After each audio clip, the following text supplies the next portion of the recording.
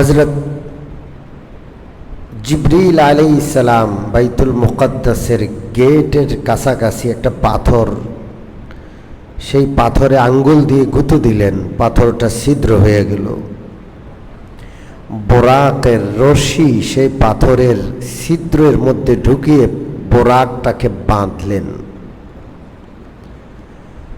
কোন কোন বর্ণনায় আছে এই ছিদ্র ঐতিহাসিক একটি ছিদ্র। বিভিন্ন নবীগণ বাইতুল মুকদ্দাসকে কেন্দ্র করে যে এসেছিলেন, তারাও যখন তাদের সাওয়ারি নিয়ে, পশু নিয়ে বাইতুল মুকদ্দাসে ঢুকতেন, প্রবেশ করতেন, এই ছিদ্রের মধ্যেই নবীগণ তাদের পশুটাকে বাঁধতেন। হাজার হাজার বৎসর অতিবাহিত হওয়ার ফলে ধুলো বালুতে ওই ছিদ্রটা একটু বন্ধ হয়ে গিয়েছিল। হযরত জিবরিল আলাইহিস সালাতু ওয়াস সালাম তার কুদরতি আঙ্গুল দিয়ে সেই ছিদ্রটাকে আবার প্রকাশ করলেন। বোরাককে বাঁধা হলো। প্রশ্ন আসে, বোরাক তো জান্নাতি পশু, বোরাক তো আল্লাহর রসুলের জন্যই তার সৃষ্টি, তো বোরাক কি পালাবে? বোরাককে বাঁধতে হবে কেন? এই প্রশ্নের জবাব হলো, প্রত্যেক জিনিসের একটা স্বভাব আছে। প্রত্যেক বস্তুকে একটা নির্দিষ্ট স্বভাব দিয়ে আল্লাহ তৈরি করেছেন। এটা আল্লাহ তাআলার নিয়ম। আগুনের মধ্যে জ্বালিয়ে দেওয়া, পানির মধ্যে ভিজিয়ে দেওয়া, এইভাবে প্রত্যেক বস্তুতে এক একটা স্বভাব দিয়েছেন। গোটা পশু জাতির মধ্যে আল্লাহ তাআলা স্বভাব দিয়েছেন পালানোর, সুযোগ পাইলেই পালানো।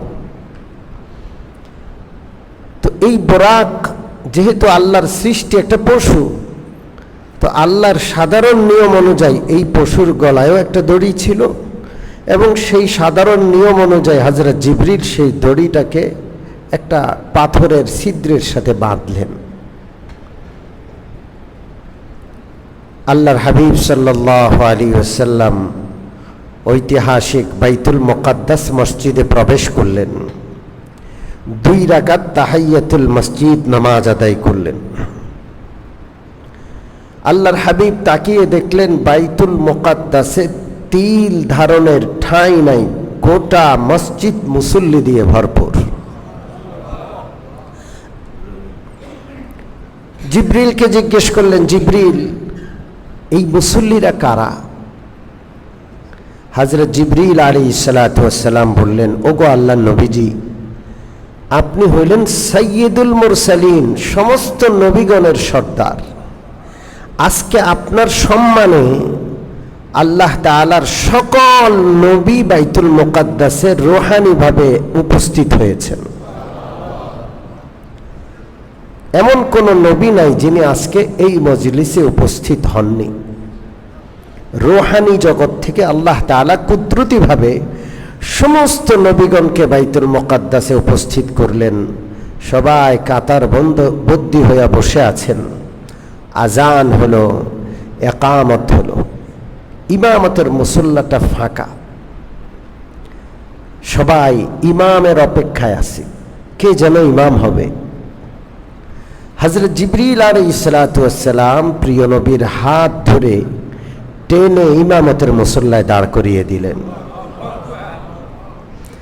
সাইয়্যিদুল কাউনাইনি খাতমুল মুরসালিন, সাইয়্যিদুল কাউনাইনি খাতমুল মুরসালিন, আখির আমত বুদে ফখরুল আউয়ালিন, আখির আমত বুদে ফখরুল আউয়ালিন। তিনি যদিও সবার শেষে আসছেন, কিন্তু তিনি সর্বশ্রেষ্ঠ সমস্ত নবীগণের ইমাম ছিলেন। এতদিন শুধু আল্লাহর রাসূল ঘোষণায় ইমাম ছিলেন, আজকে আল্লাহ রাব্বুল আলামিন ঊর্ধ্ব জগতের ভ্রমণের মুহূর্তে কার্যকরীভাবে বাস্তবেও সমস্ত নবীর ইমাম বানিয়ে আল্লাহ রাব্বুল আলামিন দেখিয়ে দিলেন। সমস্ত নবী পিছনে, রাসূলুল্লাহ আগে। আজান ইকামত হলো, রাসূলুল্লাহ ইমামত করলেন, 2 রাকাত নামাজ রাসূলুল্লাহর পিছনে ইক্তেদা করে সমস্ত নবী আদায় করলেন। নামাজ যখন শেষ হয়, নবীগণ বসে গেছেন সবাই। এখানে একটা মজলিস হবে আজকে, যেই মজলিসের সভাপতি সমস্ত ইমামদের সর্দার ইমামুল আম্বিয়া মুহাম্মদুর রাসূলুল্লাহ সাল্লাল্লাহু আলাইহি ওয়াসাল্লাম। বিশাল মজলিস, সবাই নবী। কিতাবে লেখে শুধু নবীগণ নন, আজকে রাসূলুল্লাহর আগমন উপলক্ষে আসমান থেকে লাখো কোটি অসংখ্য অগণিত ফেরেশতার আগমনও হয়েছে। যখন কোনো বড় ব্যক্তি আসেন, তখন তার সম্মানে সেপাসনামা পাঠ করা হয়, মানপত্র পাঠ করা হয়। আজকে আল্লাহর সৃষ্টির সেরা নবিকুলের শিরোমণি মুহাম্মদুর রাসূলুল্লাহর আগমন উপলক্ষে সেপাসনামা তথা মানপত্র পাঠ করা হবে। সর্বপ্রথম জাতির পিতা হযরত ইব্রাহিম আলাইহিস সালাতু ওয়াস সালাম নবীদের মজলিস থেকে দাঁড়ালেন এবং দাঁড়িয়ে তিনি আল্লাহর প্রশংসা এবং রাসূলুল্লাহ সাল্লাল্লাহু আলাইহি সাল্লামের শানে তিনি মানপত্র পাঠ করলেন। সেই মানপত্র হাদিসের কিতাবে আছে, আলহামদুলিল্লাহিল্লাযী ইত্তাখাযানি খলীলা ওয়া আতানি মুলকান আযীমা ওয়া জাআলানি উম্মাতান কানিতান ইউতাম্মু বি ওয়া আনকাযানি মিনান নারি ওয়া জাআলাহা আলাইয়া বারদান ওয়া সালামা। হযরত ইব্রাহিমের মানপত্র খুব সংক্ষিপ্ত ছিল। নবীদের মজলিস, নবীরা হলেন পৃথিবীর সবচেয়ে বড় জ্ঞানী। এই মজলিসে জাতির পিতা ইব্রাহিম সর্বপ্রথম আল্লাহর প্রশংসামূলক আমার নবীর শানে সম্মাননা পেশ করার জন্য সর্বপ্রথম মানপত্র পাঠ করলেন।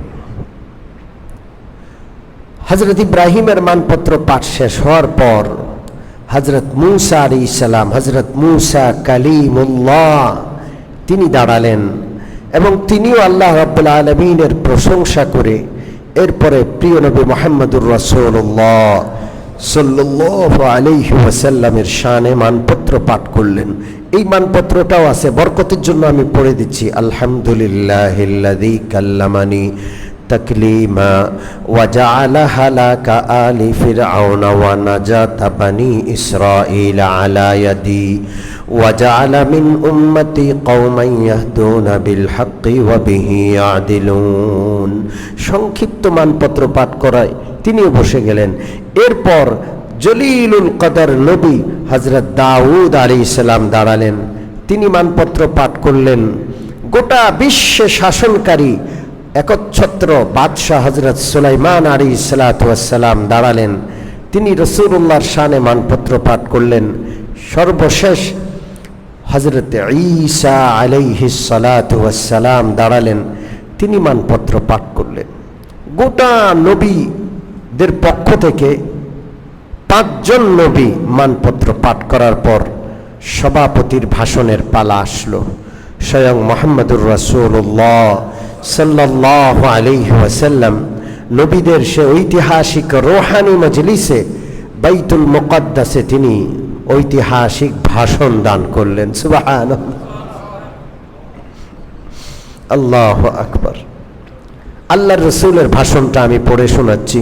আলহামদুলিল্লাহিল্লাযী আরসালানি রাহমাতাল লিল আলামিন ওয়া কাফাতাল লিন-নাসি বাশীরান ওয়া নাযীরা ওয়া আনজালা আলাইয়াল ফুরকানা ফীহি বায়ানু লিকুল্লি শাইইন ওয়া জাআলা উম্মতি খায়রা উম্মাতিন উখরিজাত লিন-নাসি ওয়া জাআলা উম্মতি হুমুল আউওয়ালিনা ওয়াল আখিরিন وشرح لي صدري ووضع عني وزري ورفع لي ذكري وجعلني فاتحا وخاتما। আল্লাহ রাসূল সাল্লাল্লাহু আলাইহি ওয়াসাল্লাম সভাপতির ভাষণ দিলেন। মজলিস শেষ হয়ে গেল। সভাপতির ভাষণের পর মজলিস শেষ, সমস্ত নবীগণ চলে গেলেন। নিয়ম হলো বক্তা যখন বক্তব্য রাখে তার কষ্ট হয়, তার জন্য আপ্যায়নের ব্যবস্থা করা হয়। আল্লাহর হাবিব সাল্লাল্লাহু আলাইহি ওয়াসাল্লামের জন্য সংক্ষিপ্ত আপ্যায়নের ব্যবস্থা করলেন হযরত জিবরিল আলাইহিস সালাতু ওয়াস সালাম। কি আনলেন? তিনি কোন বর্ণনা অনুযায়ী 2টা, কোন বর্ণনা অনুযায়ী 3 বা 4টা পেয়ালা উপস্থিত করলেন। কয়টা পেয়ালা? 2, 3 কিংবা 4টা পেয়ালা হযরত জিবরিল আলাইহিস সালাতু ওয়াস সালাম প্রিয় নবী মুহাম্মদুর রাসূলুল্লাহ সাল্লাল্লাহু আলাইহি ওয়াসাল্লামের সামনে উপস্থিত করলেন। একটা পেয়ালায় দুধ, একটা পেয়ালায় কি দুধ, আরেকটা পেয়ালায় মধু, আরেকটা পেয়ালায় পানি, আরেকটা পেয়ালায় শরাব। কি পেশ করলেন? শরাব। এখানে একটা গুরুত্বপূর্ণ কথা বলে রাখি, এই যে বাইতুল মুকাদ্দাস হয়ে মেরাজের সফর, এটা কিন্তু মক্কি জীবনে, আর শরাব হারাম করা হয়েছে মাদানী জীবনে। রাসূলুল্লাহ মক্কা থেকে হিজরত করে মদিনায় যাওয়ার পর শরাব তথা মদ কি করা হয়েছে? হারাম করা হয়েছে। তো এই ঘটনাটা মক্কি জীবনের ঘটনা, তখনও শরাব হারাম হয়নি, তবে অনুত্তম। তবে সেটা কি? অনুত্তম। রাসূলুল্লাহর সামনে 4টা পেয়ালা পেশ করা হলো। রাসূল করিম সাল্লাল্লাহু আলাইহি ওয়াসাল্লাম দুধের পেয়ালাটা গ্রহণ করলেন, পানির পেয়ালা গ্রহণ করলেন না, শরাবের পেয়ালাও গ্রহণ করলেন না। দুধের পেয়ালা গ্রহণ করলেন আর একটু মধুও নিলেন। এই 4টা পেয়ালার মধ্যে দুধ কেন গ্রহণ করলেন? শরাব এটা বর্জনীয়, একটা সময় হারাম হবে, এটা ঘৃণিত, নাপাক। পেশাব পায়খানা মল মূত্র যেমন নাপাক, শরাবও কি নাপাক। কারো শরীরে 1 ফোঁটা মলমূত্র লাগলে যেমন সে কাপড়টা, শরীরের অংশটা নাপাক হয়ে যায়, ওটা নিয়ে নামাজ পড়া যায় না। 1 ফোঁটা শরাব যদি পড়ে, এটাও নাপাক, নামাজ পড়লে নামাজ হবে না। এই জন্য শরাব নিলেন না। পানি নিলেন না, কারণ পানির চেয়ে উত্তমটা আছে। পানি শুধু পিপাসা মিটায়, আর দুধ এমন একটা খাবার যেটা একই সাথে খাবারের প্রয়োজন, পানির প্রয়োজন, উভয়টা পূরণ করে। এই জন্য তিনি দুধটা গ্রহণ করলেন। আর মধু যেহেতু সকল রোগের শেফা, আল্লাহ তাআলা কোরআনে বলেছেন, এই জন্য মধুটাও কিছুটা নিলেন। আল্লাহ রসুল দুধ পান করলেন, মধু মিশ্রিত দুধ। হযরত জিবরিল মুস্কি হাসছেন আর বলছেন, ইয়া রাসূলুল্লাহ, আপনি, আল্লাহ তাআলা যে আপনাকে উত্তম স্বভাব দিয়েছেন, সেই স্বভাবটায় আপনি অবলম্বন করে সর্বোত্তম জিনিসটাই গ্রহণ করেছেন। যেগুলো অনুত্তম কিংবা তুলনামূলক প্রয়োজন কম, সেটাকে আপনি বর্জন করেছেন। হে নবীজি, আপনি যদি শরাব পান করতেন, আপনার গোটা উম্মত পথ হারা হয়ে যেত। আপনি যদি পানি পান করতেন, গোটা উম্মত নূহ আলাইহিস সালাতু ওয়াস সালামের সময়ের মতো মহাপ্লাবনে ডুবে যেত।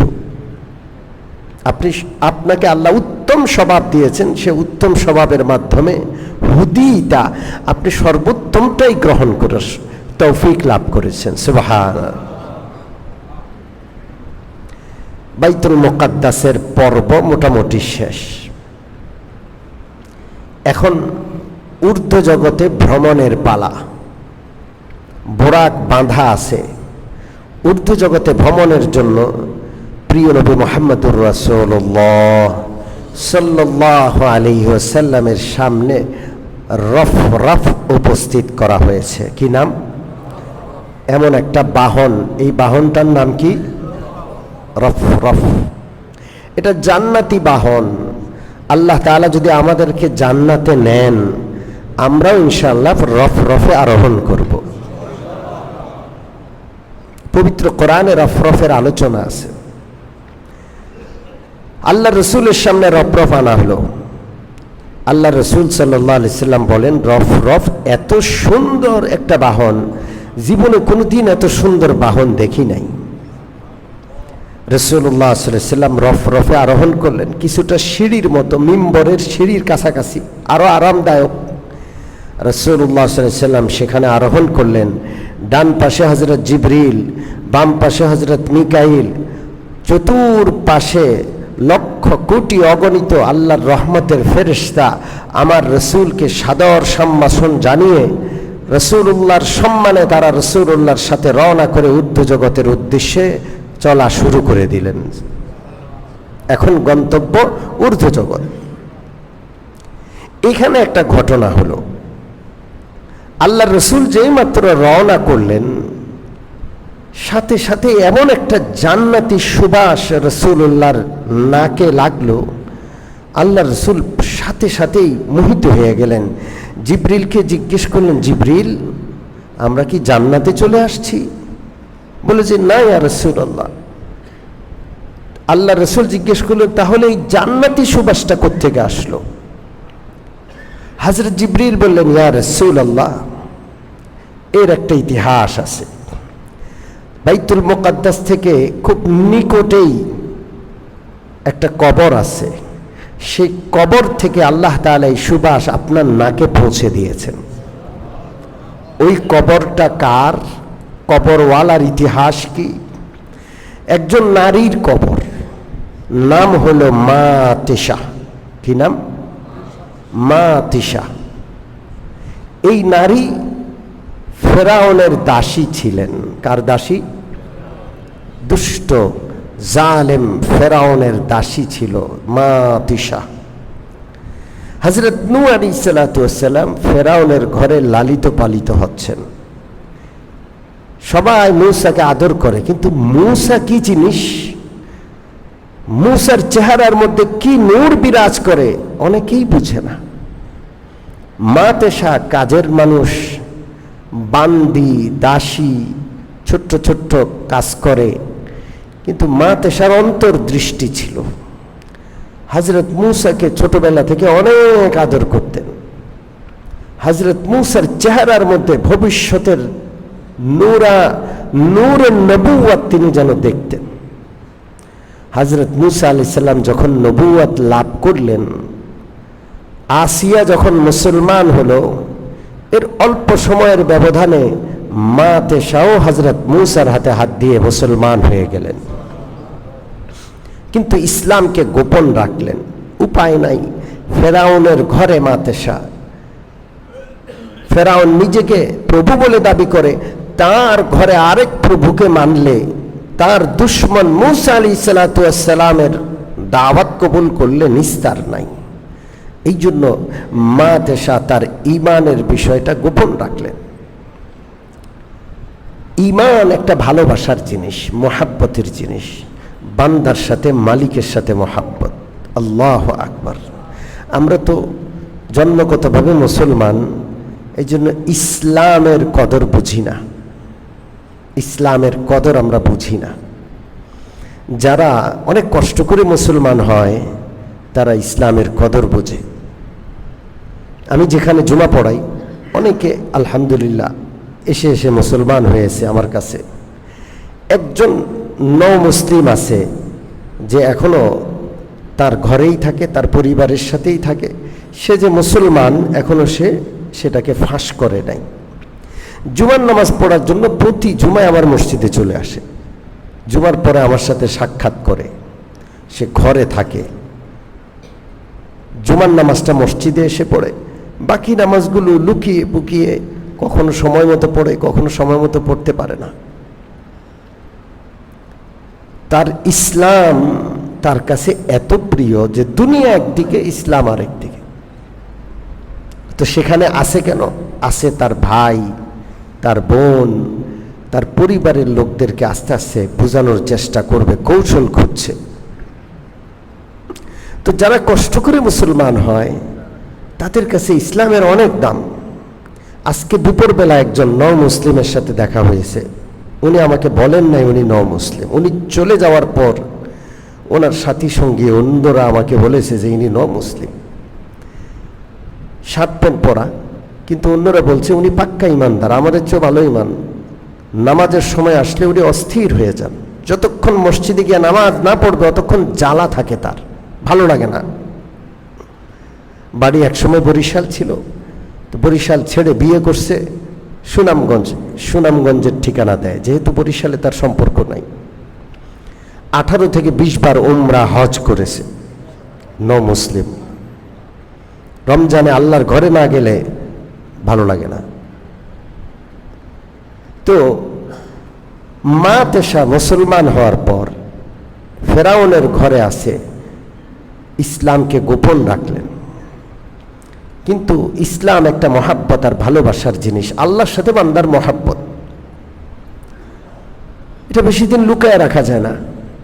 দুইটা জিনিস লুকানো যায় না, লুকানোর চেষ্টা করেও লুকানো যায় না, মানুষের চোখ ফাঁকি দেওয়া যায় না। একটা হইল ইশক, আরেকটা হইল মিস্ক। ফার্সিতে একটা বাক্য আছে, ইশক ওয়া মিস্ক নাতাওয়া নিহাফতান। ইশক ওয়া মিস্ক, যদি আপনি কারো প্রেমে পড়েন তা আপনি ওই প্রেম আর ভালোবাসা আর মহাব্বত বেশি গোপন রাখতে পারবেন না বেশিক্ষণ। সর্বপ্রথম ধরা খাবেন বউর হাতে। যারা পরকিয়া করে সর্বপ্রথম ধরা খায় কার হাতে? বউর হাতে। ধরে ফেলে বেচারি যে এর কোনো একটা সমস্যা হয়েছে, ঠিক কি ঠিক না? মহাব্বত যেটা ভালোবাসা, বৈধ হোক অবৈধ হোক, অবৈধ ভালোবাসার নাম বললাম পরকিয়া। বৈধ ভালোবাসা, বান্দা কাকে ভালোবাসবে? আল্লাহকে। মহাব্বত লুকানো যায় না, মিস্ক লুকানো যায় না। মিস্ক আম্বর, যতই আপনি কোটার ভিতরে ঢুকান, যতই মুখ ভালো করে বন্ধ করেন, মানুষের নাকের ঘ্রাণ পৌঁছেই যাবে। তা আল্লাহর মহাব্বত লুকানো যায় না। ফেরাউনের মেয়ের সেবা করত মা তেশা। একদিন ফেরাউনের মেয়ের চুল আছড়াচ্ছে চিরুনি দিয়া, হঠাৎ করে চিরুনিটা হাত থেকে পড়ে গেল। মা তেশা চিরুনিটা উঠাতে গেলেন, বিসমিল্লাহির রহমানির রহিম বলে চিরুনিটা হাতে নিচ্ছেন। আলাভোলা খেয়াল করতে পারেন নাই, ফেরাউনের মেয়ে শুনে ফেলল যে মা তেশা বিসমিল্লাহির রহমানির রহিম পড়েছে। ফেরাউনের মেয়ে জিজ্ঞেস করে, তুমি ওই আল্লাহর নামে নিচ্ছ যে আল্লাহ দিকে মূসা ডেকেছেন, মূসা দাওয়াত দিচ্ছেন যে আল্লাহর, তুমি সে আল্লাহর নামে বিসমিল্লাহ পড়ে চিরুনি উঠাচ্ছ? মা তেশা দেখলেন ধরা তো পড়েই গেছি, এদিক সেদিকের কথা বলে লাভ নাই। মা তেশা স্বীকার করলেন, হ্যাঁ এটা সত্য ধর্ম, আল্লাহই হলেন আমাদের প্রভু, এই জন্য আল্লাহকে মেনে নিতে সমস্যা কি? ফেরাউনের মেয়ে বলে, আমার বাবার ঘরে থেকে তার রাজপ্রাসাদে বসে আমার আব্বাকে প্রভু না মেনে তুমি ফেরাউনকে বাদ দিয়ে মূসার প্রভুকে প্রভু মানলা, এত বড় সাহস! সাথে সাথে ফেরাউনের কাছে খবর পাঠায়া দিল, মা তেশাকে গ্রেপ্তার করা হলো। ফেরাউন বড় নিষ্ঠুর ছিল। ওয়াফিরআউনা যিল আওতাদ, পবিত্র কোরআনে ফেরাউন সম্পর্কে আছে যে ফেরাউন হলো পেরেকওয়ালা, পেরেক। কারণ ফেরাউন কাউকে ধরলে, শাস্তি দিলে তখন হাতে পায়ে পেরেক মেরে দিত। কি মেরে দিত? পেরেক মেরে দিত। এই জন্য জিল আওতাদ বলা হয়। হযরত মা তেশাকে পাকড়াও করে আনা হলো। মা তেশার 2টা সন্তান ছিল, একটা দুধের সন্তান শিশু, আর একটা আরেকটু বড়, হয়তো 5-6 বছরের হবে, দুটোটা মেয়ে সন্তান। মা তেশাকে প্রস্তাব দেওয়া হলো, মা তেশা যদি তুমি মূসার আল্লাহকে ছেড়ে আমাকে প্রভু মেনে নাও, তোমাকে দাসত্ব থেকে মুক্তি দিব, আমার রাজপ্রাসাদের মতো করে আরেকটা রাজপ্রাসাদ তোমার জন্য বানিয়ে দেব, আর সারা জীবন সুখে শান্তিতে থাকবা। আর যদি মূসার আল্লাহকে ত্যাগ না করো, আমাকে প্রভু না মানো, তাহলে কঠিন শাস্তি হবে। হযরত মা তেশা বললেন, কি শাস্তি দিবেন আপনি? আমি সত্য যেটা সেটার উপর অটল আছি, তাওহীদ বাদ দিয়ে কখনো শিরিক অবলম্বন করব না। একটা কবিতা আছে, আবে জমজম খুরদাবুদম আবে শোরা কায়ে খোরাম, আবে জমজম খুরদাবুদম আবে শোরা কায়ে খোরাম, पादशाही करदा भूदम पासबानी कै कुनम। যে তাওহীদে বিশ্বাসী, তাওহীদের যে শক্তি, তাওহীদের যে আস্থার বিশ্বাস, সেটা ছেড়ে তাওহীদবাদী কিভাবে শিরকে যাইতে পারে? যেই লোকটা সারা জীবন জমজমের পানি খেয়েছে, সে লোনা পানি খাইতে পারবে, মুখে দিতে পারবে? যে সারা জীবন তাওহীদের উপর আছে, সে শিরকের পথে কেমনে যায়? দুর্গন্ধ, সাপ নিষেধ করে দিছে, অসম্ভব, আপনার যা ইচ্ছা তাই করে। ফেরাউন ড্যাগ বসাইল, ড্যাগ, বিশাল ড্যাগ, ড্যাগের মধ্যে, কড়াইয়ের মধ্যে তেল টকবক টকবক যখন করছে, মা তেসার কোল থেকে তার শিশু সন্তানটাকে নিয়ে তার চোখের সামনে উত্তপ্ত টকবকে তেলের মধ্যে নিক্ষেপ করেছে। মা তেসার তাকায় আছেন, মা তো মা তাকায় আছে, তার সন্তানটা ভেজে যাচ্ছে, মা তেসার চোখের পানি পড়ছে। ফেরাউন তাকায় দেখে চোখের পানি আসছে, নিশ্চয়ই নরম হয়েছে। ফেরাউন বলে, এখনো সময় আছে, তুমি আসো, তোমার আরেকটা বাচ্চা আছে, এখনো মেনে নাও। হযরত মা তেসা বললেন, আমার কান্না দেখে তুমি ধোকায় পড়েছ। আমি তো কাঁদছি এই জন্য যে আমার দেহে তো একটা প্রাণ, আমার তো মাত্র দুইটাই সন্তান।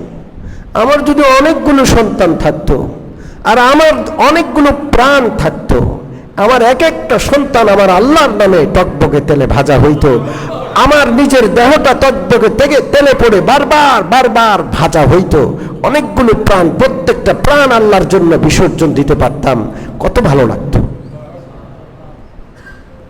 নিষ্ঠুর ফেরাউন এক এক করে তার বাচ্চাগুলোকে ফেলার পর তাকেও আগুনের উত্তপ্ত সেই তেলের, টকবকে তেলের কড়াইয়ের মধ্যে ফেলে ভেজে ফেললো, হত্যা করে ফেললো। হযরত জিবরিল আলাইহিস সালাতু ওয়াস সালাম বললেন, ইয়া রাসূলুল্লাহ, ওই মা তেসা এবং মা তেসার ওই সন্তানগুলোর কবর হলো এখানে, আল্লাহ তাআলার জন্য তারা প্রাণ দিয়েছে। নিষ্ঠুর ফেরাউনের সামনে আল্লাহর তাওহীদ আর একত্ববাদের কালমাকে তারা স্বীকার করে বুলন্দ করেছে, ফেরাউনকে অস্বীকার করেছে, শাহাদাত বরণ করেছে। এই ইতিহাস আপনাকে জানানোর জন্য আল্লাহ তাআলা নিজে সেই কবর থেকে জান্নাতের খুশবু আপনার নাকে পৌঁছে দিয়েছে। শুধু আপনি না, আপনার এই মেরাজের ইতিহাস কিয়ামত পর্যন্ত উম্মতে মুহাম্মদী আলোচনা করবে, তখন এই মা তেসার সন্তানদের কথা আলোচনা হবে। আল্লাহর জন্য যারা কোনো ত্যাগ স্বীকার করে, আল্লাহর মতো সেই ত্যাগের প্রতিদান দেনেওয়ালা আর কেউ হবে না। আল্লাহু আকবার। আল্লাহ অনেক কৃতজ্ঞ। রাসূলুল্লাহ সাল্লাল্লাহু আলাইহি ওয়াসাল্লাম হযরত জিবরিলের কাছ থেকে আলোচনা শুনতে শুনতে প্রথম আকাশে এসে গেলেন। কোন আকাশে? জোরে বলেন, কোন আকাশে? প্রথম আকাশে। দরজা বন্ধ, আকাশের দরজা আছে। বুখারী মুসলিম সহ সমস্ত কিতাবের হাদিসে আকাশের দরজা আছে। সে আকাশের দরজার প্রহরী আছে ৭০,০০০ প্রহরী প্রথম আসমানের দরজায় প্রহরারত আছে। সেই প্রহরীদের সর্দার আল মালাইকাতু আল হাফাজা, প্রথম আকাশের প্রহরীর নাম হলো, সর্দারের নাম হলো ইসমাঈল। কি নাম? জোরে বলেন, কি নাম? হাদিসে আছে। এবং প্রথম আকাশের যে দরজাটা, সেই দরজাটার নাম বাবুল হাফাজা। কি নাম? বাবুল হাফাজা, হাফাজা গেট। সেই গেটে ইসমাঈল নামক প্রহরী এবং তার আন্ডারে ৭০,০০০ ফেরেশতা। দরজা বন্ধ। হযরত জিবরিল আলাইহিস সালাতু ওয়াস সালাম রাসূলুল্লাহ সহ লক্ষ লক্ষ কোটি ফেরেশতা সহ সেখানে উপস্থিত হলেন। তারা জানে রাসূলুল্লাহ আসছে, তারপরও গেটের একটা নিয়ম আছে না নাই? এয়ারপোর্টে গেছেন, এয়ারপোর্ট দিয়ে যে ঢুকবে তার চেক হবে, এটা নিয়ম। এমনকি এই পিরিয়ডের আগে, ৫ই আগস্টের আগে কোনো এক সফরে আমি এয়ারপোর্ট দিয়ে, ডোমেস্টিক দিয়ে যাচ্ছিলাম, তো আমি সেখানে উপস্থিত। সেই সময়ের সেনাপ্রধান সেখানে গেলেন, ওয়াকার সাহেবের আগে যিনি ছিলেন, তো আমি তাকে দেখেছিলাম, আমি একজন সাধারণ যাত্রী। তো আমি দেখলাম যে তাকেও চেক করলো।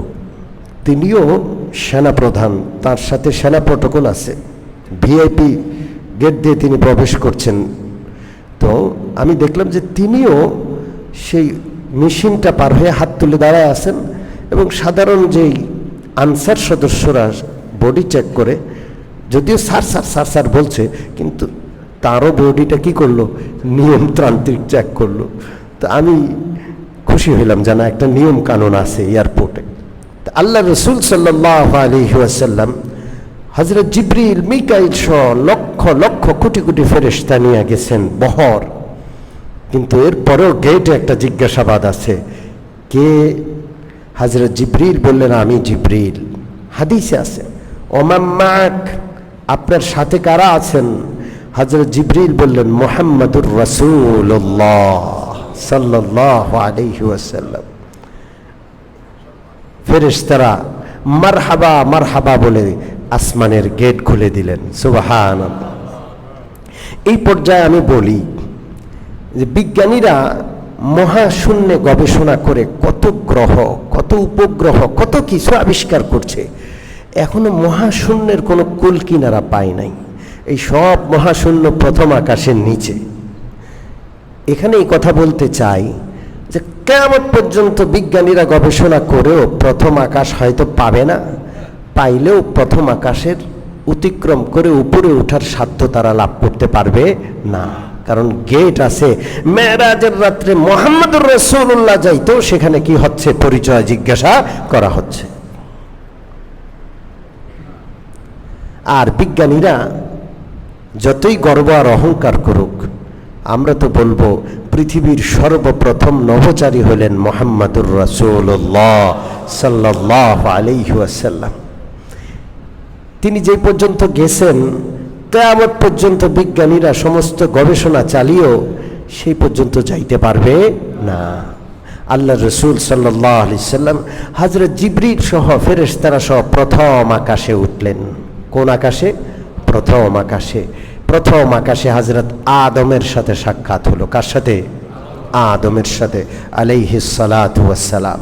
এইভাবে দ্বিতীয় আকাশে একজন নবী, তৃতীয় আকাশে একজন নবী, সকল প্রত্যেকটা আকাশে এক একজন নবীর সাথে সাক্ষাৎ হলো। সেই নবীদের সাথে কি কথাবার্তা হলো, আল্লাহ তৌফিক দিলে ইনশাআল্লাহ আগামী সিরাত মাহফিলে বলা হবে। আল্লাহ তাআলা আমাদের সকলকে মেরাজের ঘটনা থেকে শিক্ষা গ্রহণ করার তৌফিক দান করেন। আমিন।